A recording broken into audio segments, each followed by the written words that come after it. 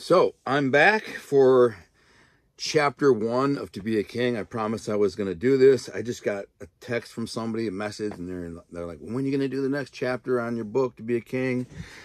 And I was working on the script for the TV project that I'm working on, really grinding hard on that, almost all day, every day. Then the producer messaged me. He's like, I got a long flight ahead of me. Can I check a look at the script? I was like, yeah. So I'll send it to him. But I said, as soon as I'm done recording this video, because I want to talk about my book. Because someone just asked me, he's like, no, what's the next chapter of To Be a King? So where we left off was To Be a King. To Be a King was Don Falcone, Detroit's aging elder mob boss, had visited Stanley Dunn, a senator in Florida, whose son is the president of the United States. Don Falcone has saved his life in the military in Korea. And he asked him a favor. Have your son pardon my grandson, because if my grandson dies in prison, then I dishonor all my ancestors, because he's the last Falcone, so you need to get him out. And when he kind of balks at it, he says, and by the way, I'm dying, so this is my dying wish. So the senator promises him that he'll do it. So you fast forward 4 years later, and you're in a prison yard, Jessup Penitentiary. It's a kind of a semi-medium level penitentiary in Florida, federal penitentiary. It's more of a cushy type of prison than so much like state prison. That's, I'll even read some of the stuff for you, because just to give you an idea how I write. But it's early spring, and there's these two officers. They're in the gun tower, and they're watching the yard, because that's what they do. Now, the one guy, he's this dirty guy. He's been there for years. His name's Officer Cox. He's been taking bribes and stuff from drug dealers and mobsters. There's a bunch of mobsters there, mafioso. And they're always kind of perplexed, like, how do they all get moved there? Because they like the sun, they like the heat, they end up getting moved there. A bunch of old mob bosses, right? Not a bunch, but there's probably 20 mob guys on the compound, on the yard. And this is a hot summer day, and everything's going, violence, the softball game. There's no violence, no fighting. And they're watching one of these inmates through binoculars. And the other guy is a new dude. He just kind of started like a month ago. He doesn't know how the dynamics of the yard.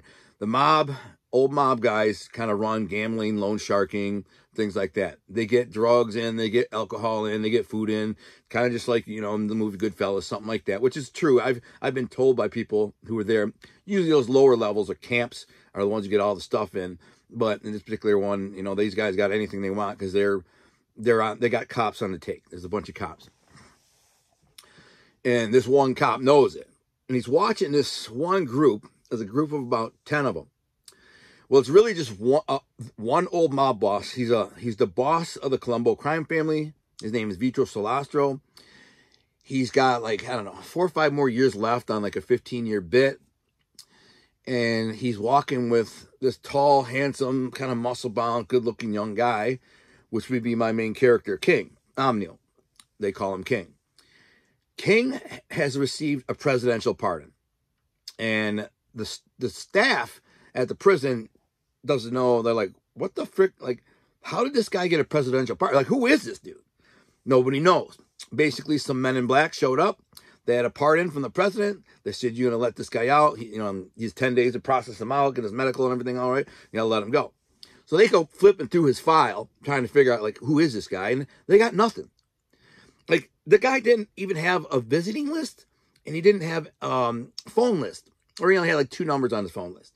So they're like, he never gets visits. He showed up here about a year ago. He transferred from another prison. And then all of a sudden he clicked up with these mob guys on the yard. He's Italian. He's from Detroit. Now the one guard says, I recognize his name. His grandpa. This guy's like a hillbilly. He's like chewing cud and spitting it out the window. He's straight hillbilly.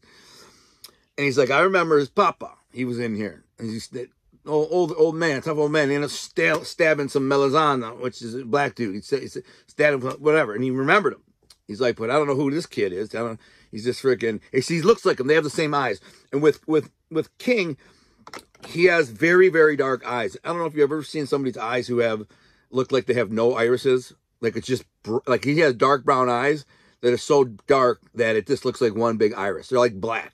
And that's kind of his trademark because he's got these like black looking eyes. And he says, this Officer Cox says, I remember his grandpa because he had the same eyes, you know, same name, same eyes. When then the new guy is like, yo, well, who is the guy? Like, how the frick do you pull off a presidential pardon? He's like, I don't know. The warden had me look into his file, looking at his stuff, ask him what questions.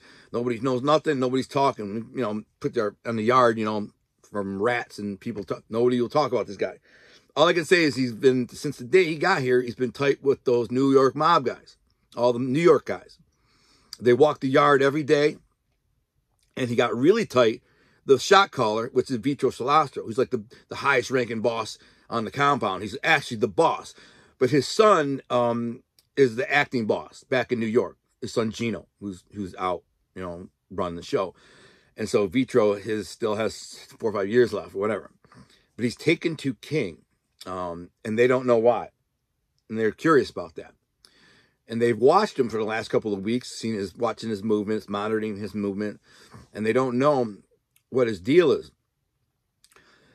And the officer is sitting there staring at the binoculars, and they're just baffled. Like, how the F did this guy pull off a presidential pardon? Who is he? You know, and they don't know.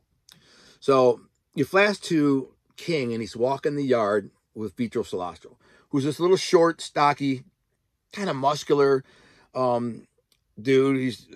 I got the idea for the creation of that character because since I made him the boss of the Colombo crime family, there was a famous famous bodybuilder back in the 80s, 70s, and 80s named Franco Colombo. So I just make him look like that. That's how I do things. And it's something will spark my creation, and I'll go with that. You know, when I'm writing a book.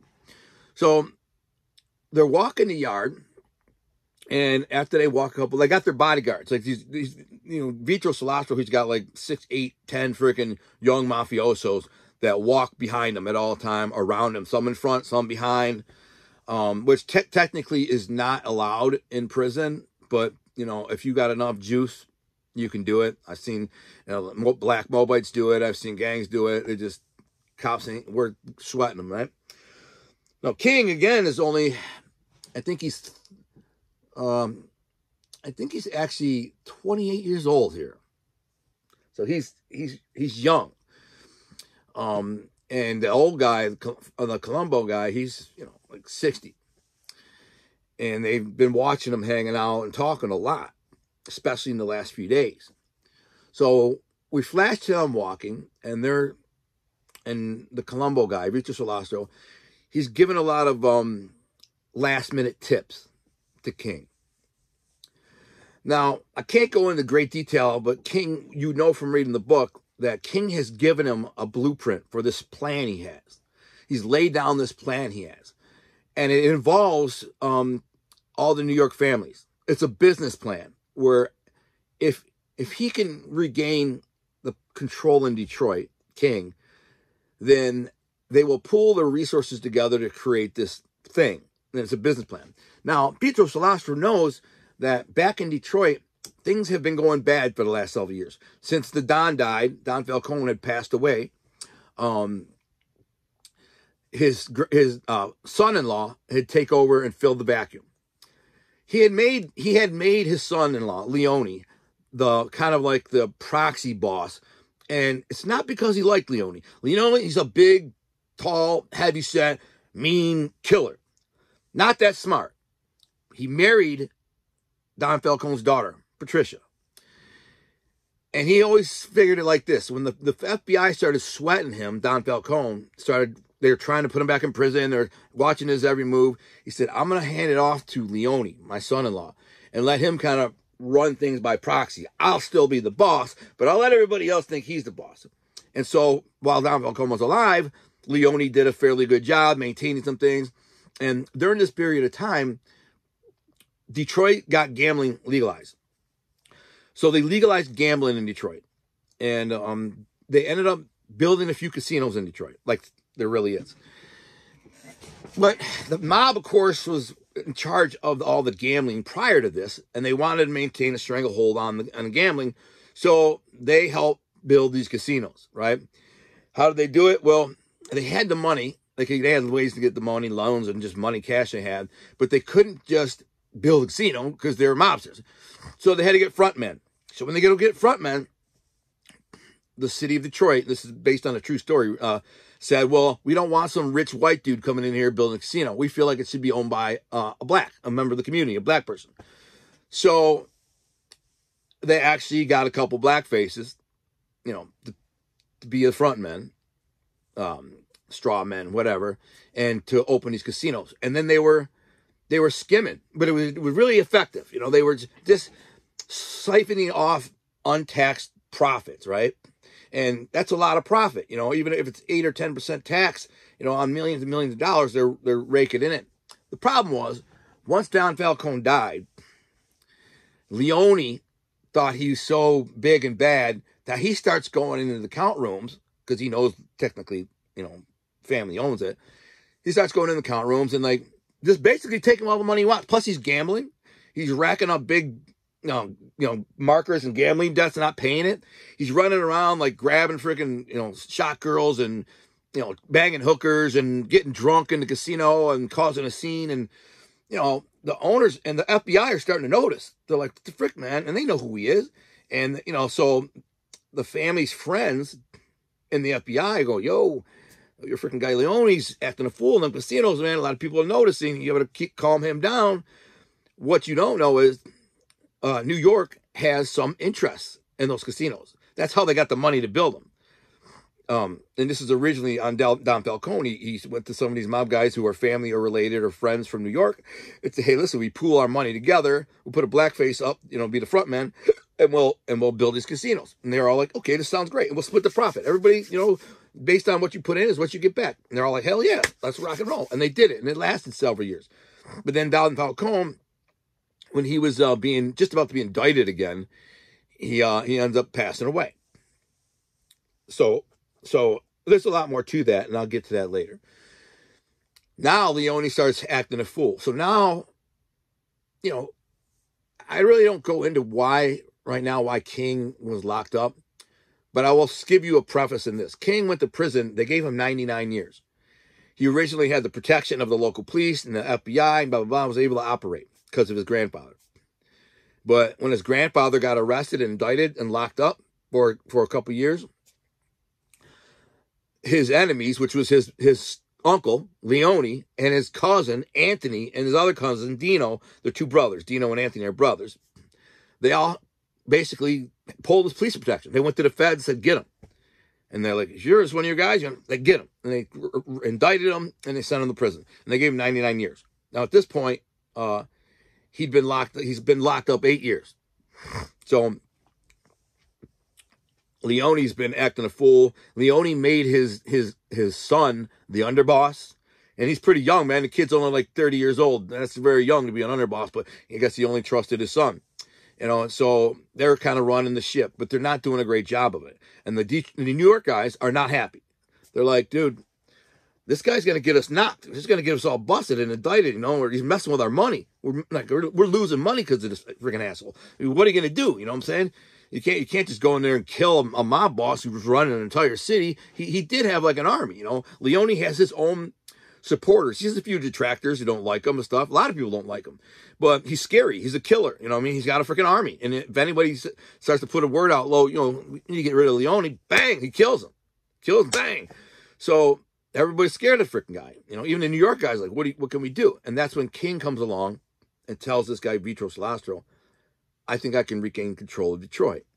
And they're like, you're a 28-year-old kid. How are you going to do that? It's talking about an entire family. You know, it's got to be 200, 300 guys. He's like, trust me, I got my own little army. And they're like, yeah. And he says, he tells him the story of what happened before he went to prison and the reason why they set him up and sent him away. And he did. He had his own little army. He was coming up. And a lot of people loved him. A lot of people, he had his own whole crew. He had his own crew, like 10 really devoted guys who loved him. And, but as soon as Don Falcone got locked up, Leone's like, bang, get him. And the feds swoop him and got him. He says, I hit the street. When I get back to the streets, my guys find out I'm out. They're going to freaking jump ship. Because now those guys are all working for Leone in some fashion. or Anthony in some fashion. They're running the show, so they had no choice but to work for him in all the rackets. And we'll get into those rackets in another day or what they're doing. But they're involved in everything from bid rigging to municipal contracts, gambling, extortion, drugs, on and on and on. Just typical mob stuff. And so all these guys who were King's guys are now working for them, but they don't like this motherfucker. And they don't like Anthony. Anthony's he's a good-looking kid. He was on the short side, like 5'8", probably about 170 pounds, a little bit stocky, handsome as hell, but he has an inferiority complex. Him and King have been beefed out for years with each other. And not that King ever had a beef with him, but Anthony always had a beef with him. And the reason for that is, King was always taller, better looking, smarter, and also favored by his grandfather. Don Falcone favored King over his other grandsons because King was Don Falcone's last male heir, the last heir to the throne, not just to the throne, but his bloodline. That's the whole reason he went to Stanley and said, you got to get him out of prison, have your son, the president, pardon him. So Anthony and Dino and all these other cousins of him, they were all jaded by that. They all like, that's some bullshit, man. Grandpa freaking treats him like he's already a made guy and he's a boss and blah, blah, blah. He's a freaking defetto. It means half-breed. They didn't like him because he's a defetto. It means defective. A defetto dragoncello. It means defective half-breed. And they're like, he can't even be made. He can't be a made guy. And of course, Don Falcone's, in his mind, he sees him being made someday and taking over the family. So Don Falcone has been grooming, before he gets locked up, before King goes to prison, Don Falcone has been grooming King for years, his whole life. But he starts giving him real responsibility by the time he's like 17 years old. And all these other mob bosses in the city, like, capos and stuff, they think it's bullshit. You're giving this kid freaking, key to the city. He's freaking, we'll get into it in a minute, how he started this big nightclub and muscled some of the other guys out of the mind. Nobody could do nothing because he was Don Falcone's favorite. So a lot of these guys started to get resentful and bitter towards him. Like, this little punk-ass kid coming here and pushing his blade around, doing what he wants, and we can't say nothing because it's Don Falcone's favorite. But King wasn't cocky like that. What he started to do was break bread with them. He'd bring them in on his rackets, operations, kick them up, kick them cash. He'd come visit them and drop them envelopes. And he was building this friendship, a relationship with all these other capos. And they were starting to say, hey, this kid ain't so bad. He's a hardworking kid. He's a hustler. He's got his shit together. He acts right. There's respect, there's honors, integrity. He's got everything it takes to be a freaking, someday be a boss or a made guy. But that drove Anthony and Dino and his cousins crazy. All the ones that wanted to grab at the power, at the throne, were all like, and Anthony's father, Leone, who married Don Falcone's daughter, in his mind, he deserved to be the next boss. And Don Falcone finally said, all right, I'll put you in place. It's easier to keep if you keep your enemies close. He never really trusted Leone. But he said, if I keep my enemy closer, then I can keep an eye on him and watch him and, maintain him. And he's malleable. I can make him do what I want. And then Don Falcone gets arrested and indicted for like a RICO case. And then Leone just lets it all go to his head. So King, dating back to when he was a little kid, the funny thing is, King loved his little cousin, Anthony.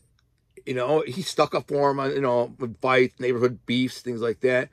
And, but one day, Anthony's had money and King didn't. Here's another part of the story that you should know.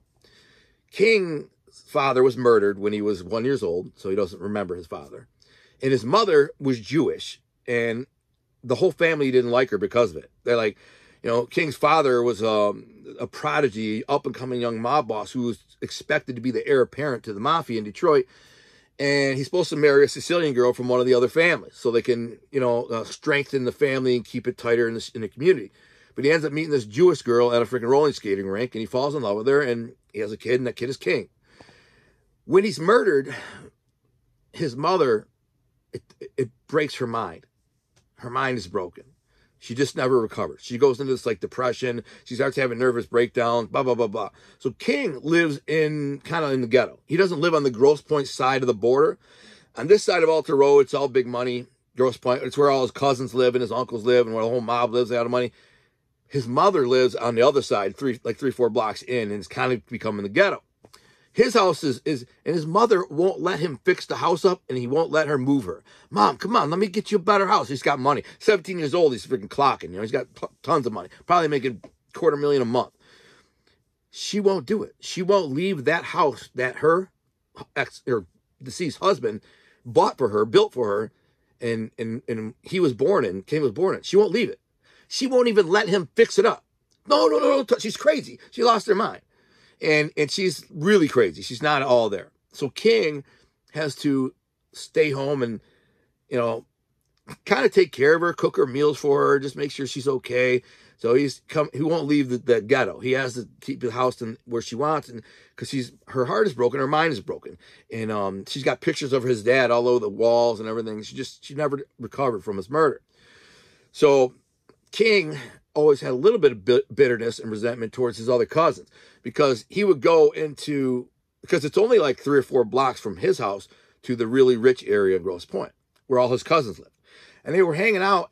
You know, they always hang out. There's a little school called Trombley where they hung out, or the little liquor store there. And these are all based on real places, by the way, from my childhood. You know, these are kind of like my memories. You know, it's obviously a fiction novel, but there are things that are very, very real, inspired by real things. And King was a little bit resentful because he didn't have money, where, you know, Anthony and Dino and all these other cousins, they had money, you know, big money. They had these big houses, and King was a little bit envious of that, I guess, jealous of that. And so one day Anthony comes up, riding up, and there's like 6 or 8 of them. They're sitting on a stoop at a store, like a store. If you picture like a store in New York City that's got steps going up, and there's like the concrete that comes down the stoop, and the kids are just hanging out, maybe playing dice, maybe just bull crapping. On this particular day, there were some Greek girls that lived in the house right next door, and they were walking by, and they're all flirting with these cute Greek girls. And all of a sudden, Anthony comes whipping up on his bike. Now, they're about 10 years old. They're about the same age. I think King's 1 year older or 1 year, I can't remember. Anthony comes ripping up on his brand new bike, man, Schwinn Thrasher, and he's going, look at my bike, it's my birthday, look at my dad got me for my birthday, blah, blah, blah, blah, and he's bragging. And these guys are all like sitting on the porch, like, we don't give a shit about your bike, dude. You know, they all got bikes. So Anthony says, I'm going to go get ice cream. You guys don't have ice cream. You know, you guys don't have any money for ice cream, blah, blah, blah. So he goes in and gets some ice cream. While he goes in to get ice cream from the store, King grabs that bike, climbs this tree. It's right, and it's based on a real freaking tree. I actually did this. I saw it done, and then I did it before another guy, a kid, friend of mine. There's a tree right there in front of this place. It's a weird place to have a tree right on the corner.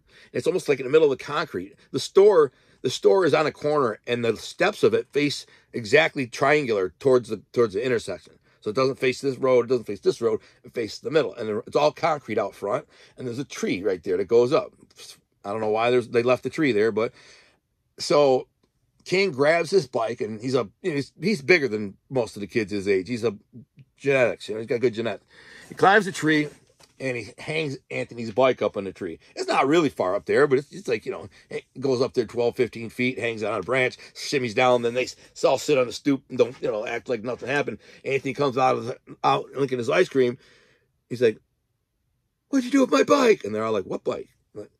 My bike, where's my bike? He starts crying. He drops his ice cream cone, blah, blah, blah. And so King says, hey, look up, you know, and it's up in the tree. He's like, yeah, I'm telling Grandpa, I'm telling my dad, blah, blah. And he's crying, and he runs off. And from that day on, Anthony, he never recovered from it. He always resented King. King was funnier, wittier, smarter, more charming, bigger, and he just didn't like him. Even though he's a good-looking guy, he's just a little on the short side, but and he's actually pretty smart, very clever, but he just resented King. So that's why on multiple occasions, we'll get into this down the road, how they tried to kill King, and King barely outsmarted him. So on this particular day, we're back in the prison yard, right? And King is sharing some more details about his master plan when he goes back to Detroit, what he's going to do. And Don Salastro is a really important story, so you need to listen close. You're going to watch all these and listen or read my book. Super important. Don Salastro and him sit on the bleachers to watch a softball game. They got their bodyguards around. Don Salastro's got a flask. He's drinking. He's got a whiskey in a flask, smoking a cigar. And so the bodyguards are around, and he says to King, he's like, listen, if you're going to make this happen, you got to make sure they fear you. And King says, my grandpa always said it was, better to be loved than feared. He says, no, everybody does things differently. I'm not, no disrespect to your grandfather. He's a great man. He was a Don. But you got to make them fear you. The only way they'll ever respect you is if they fear you. And he thinks for a second, let me give you a story. Let me tell you a story. One time, 25, 30 years ago, Gino, his son, this is the New York guy, the Colombo guy, said, Gino, my son, fronted some kid, bunch of weed. He said, here's 20 pounds. Now, the kid didn't know that Gino was like connected to high-level mob guys. He just thought he was another weed dealer kind of from the neighborhood a little bit, or maybe he probably knew he was connected a little bit, but didn't know how high. And he was young and stupid. The kid had a partner, the weed kid, and they knew both of those kids. Anyways, but the kid was just kind of a partner and like helping him sell it. They didn't front it to him. They fronted it to the one kid. The kid disappears. He won't answer phone calls. He's not home. His mother said he moved out, blah, blah, blah. So now Gino is looking around the neighborhood for this kid. And he's going everywhere, and he can't find his kid. It's like 20 pounds of weed, so it's not a chunk of change, a little chunk of change. So they go find the partner kid. They find him, and they get him and put a gun to him and said, if you don't tell us where your boy is, we're going to blow your fucking head off, and your mama, and your little brother. You got that? We're going to kill your whole freaking family. And the kid's terrified, man. He's like a freaking 18-year-old kid. Terrified. No, you don't know what to do. What else? What would anybody do? You know what I'm saying? He's not in the mob. He didn't swear an oath. He doesn't know what a murta is. These guys are going to kill my mother. So he tells them.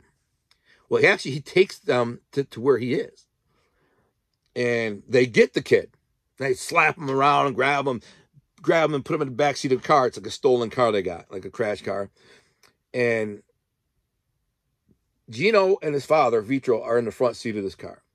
And the two kids are in the backseat. And he cocks the gun and turns around. And he hands the kid who stole the weed the pistol and says, now shoot your rat fucking friend in the face. Shoot him. He ratted you out. Punk, you can't trust someone like that. And if you don't, we're going to kill both of you. And the kid's like, and he sees that, and Gino cocks a revolver. He's like, you better shoot him. So he just goes, bang, and he shoots his boy. Kills him. And then Gino says, back in the prison yard, he says, so you know what happened to that guy? The guy who ran off with all his grass?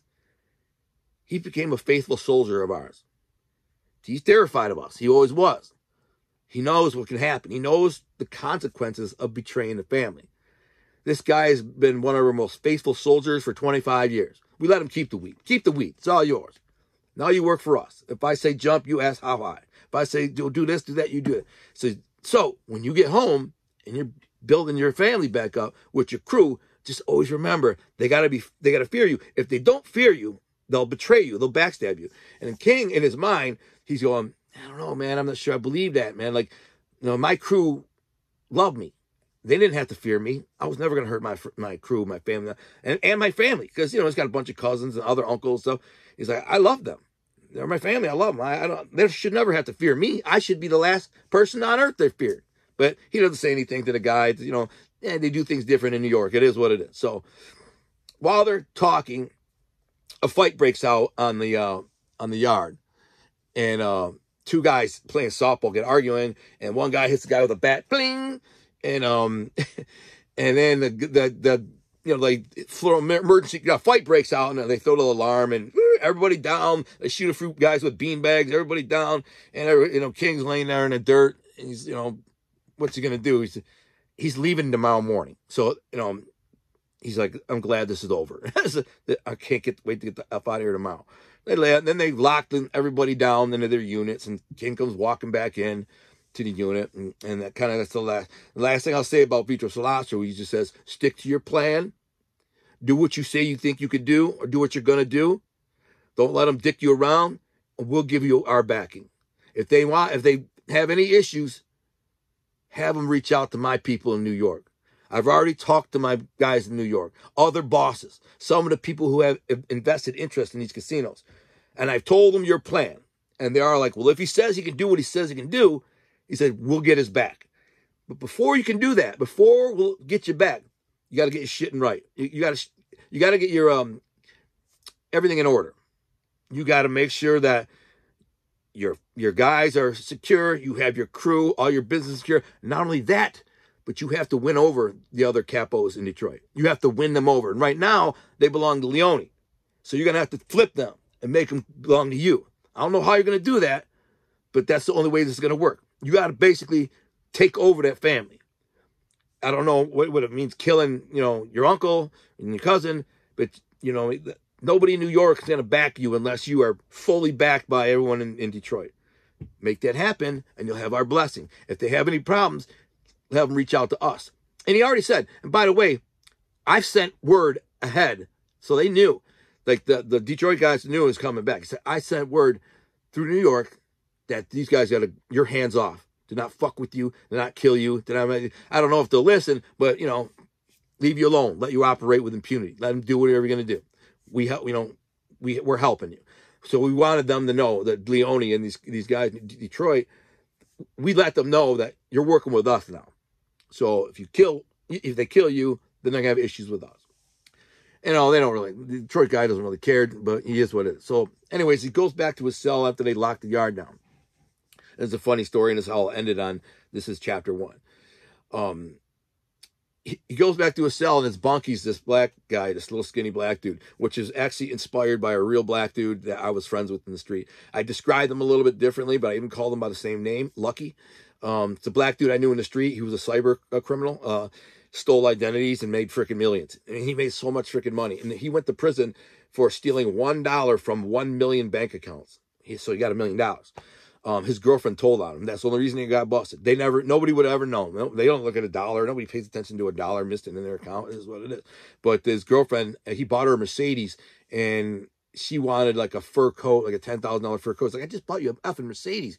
She's like, I want a fur coat. And when he wouldn't do it, she went to the cops and said, my boyfriend is a con artist, scammer, it's identity theft, whatever. And he's doing this, and they arrest him. And he goes to prison. He don't get a lot of time out of it, but he ends up getting, I don't know, 2, 3, 4, 5 years, whatever it is. Yeah, his name was Lucky. This is based on a real dude who was a friend of mine in the street. A dude, a baller and brilliant. You know what I'm saying? I went to his house one time, and he pulled out a garbage bag full of money. I could go on all day telling you about the different types of scams and cons he did with identity thefts and credit cards. I mean, he was just brilliant, man. He was just so good at it. I was originally planning to rob him when I first hooked up with the guy. My initial plan was to go to his house and pull a pistol out and rob him. But then even after I saw that money, man, nobody was there. I could have robbed him. But then he made it sound like it was so easy to scam through identity thievery. I decided not to rob him. I said, well, maybe he can just teach me. He can teach me how to, to scam like him, and I can make money like him. And he started teaching me, but I ended up getting locked up maybe a month later. We did some scam and stuff. But anyways, so he says, he comes back to his cell, and now he's down to 12 hours or whatever. And Lucky says, hey, man, you want to smoke this joint? Lucky smokes weed every day. Every day. 100% every day. And King comes in from the yard, and Lucky's like, want to hit this joint? And he's like, no, I'm good. No, he says, when he asked him that, he says, Lucky, how many times have you asked me to smoke a joint with you? He's like, I don't know, every day. He's like, and how many times have I smoked weed with you? He's like, never. He's like, well, why don't you think today I want to smoke a joint? And he goes, because it's your last day, man. It's your last day here, man. Smoking with your boy. King's like, you got a point, man. Let me hit that J. So he hits this joint, and what he does is, after he's all high, Lucky was kind of saying, like, asking him what he was going to do, and he's like, I got some stuff going on, and King made it sound like he had some things going on, but like Lucky's like, man, all you freaking Italians think you're in the mob, you know what I mean? I said, you watch too many movies, blah, blah, blah, and King's like, yeah, you're right. You know what I'm saying? He never told him nothing about his business or whatever. And he's like, guys, you Italians watch too many movies. You're thinking in the mob and stuff. And King's like, yeah. So when he sits up on his bunk, he pulls out a letter. This is important to remember this. It's the only piece of mail he's gotten in like 2 years. And he was going to throw it out, but he didn't. And because his grandfather had died like 3 years ago, 4 years ago, whatever it was. And so he has a letter, and it says, remember who your soldiers are. Duchess. Signed, the butcher. That same letter was, a copy of that letter was in his file when the cop was doing the research on him, trying to figure out how he got a presidential pardon. It was in his file, like a Xerox of it. And he's looking at it. He's like, I got a letter. You got one freaking letter a year ago, and it just says, remember who your soldiers are. Duchess, signed, the butcher. The king's looking at it going, he's trying to figure this out. Duchess. He don't know what it means. Remember who your soldiers are.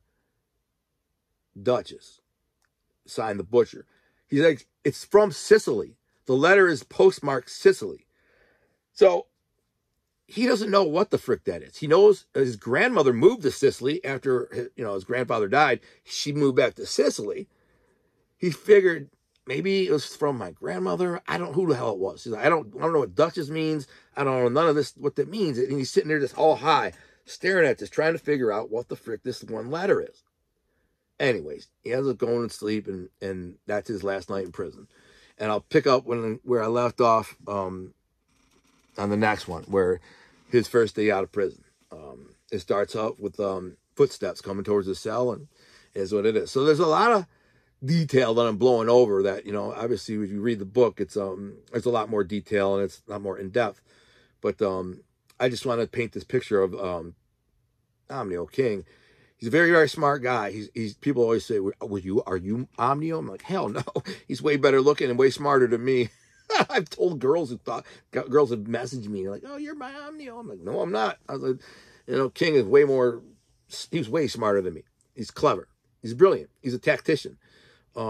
He's a chess player. And so he's always thinking 3, 4, 5 moves ahead of everybody.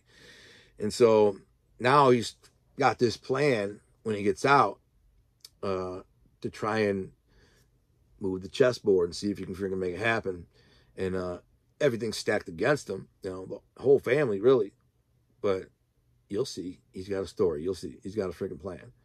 I'll give you that on the next one. So I think I'll do 1 or 2 of these a week, man. The book's, it's a long book. It's 50 some chapters here. So, I mean, I could do 2 a week for 26 weeks. And that's just one book. There's 2 of them. So hope you enjoy, and hope that if that sucks you in a little bit, maybe you'll order the book and read them. They're better read. Obviously, reading them is better. I was thinking about like putting my glasses on and reading some, but it's not, my eyes aren't that good, man. And just Victorio Celestro. I'm not a good reader out loud, so I fumbled through it. I'll just tell you what I remember, and that should be enough to kind of get you involved in the story. The king's about to go home, and he's got one thing on his mind. The one thing that every guy's got on their mind the moment they walk out of prison. Booyah. He's looking for a good girl. You'll see. I'm out.